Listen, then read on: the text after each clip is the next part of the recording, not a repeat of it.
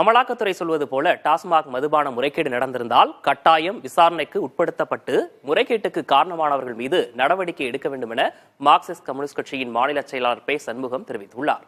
கட்சியின் 24வது அகில இந்திய மாநாட்டின் பரப்புரை தொடக்க நிகழ்வை முன்னிட்டு சென்னை டி நகரில் உள்ள கட்சி அலுவலகத்தில் கொடியேற்றிய பின் செய்தியாளர்களிடம் பேசிய அவர் அமலாக்கத்துறையை சொந்த அரசியல் லாபத்திற்காக பாஜக பயன்படுத்துவதாகவும் விமர்சித்தார்.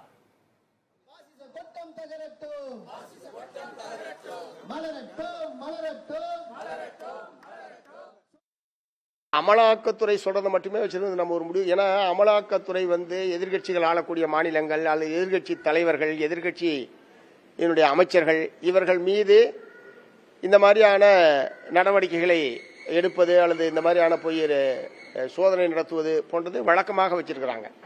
இது அரசியல் பழிவாங்கல், அரசியல் அணிசேர்க்கைக்கு பயன்படுத்துவது போன்கிற ரொம்ப அமலாக்கத்துறையை தங்களுடைய சொந்த அரசியல் சுயலாபத்திற்காக எவ்வளவு பயன்படுத்த முடியுமோ அவ்வளவு பயன்படுத்துவது என்கிற முறையிலே தான் கடந்த 10 ஆண்டு காலமாக பிஜேபி என்பது பயன்படுத்தி வந்திருக்கிறது. ஒருவேளை அவர்கள் சொல்வதைப் போல இதில் ஊழல் முறைகேடு நடைபெற்றிருந்தால் கட்டாயம் அது விசாரணைக்கு உட்படுத்தப்பட வேண்டும்.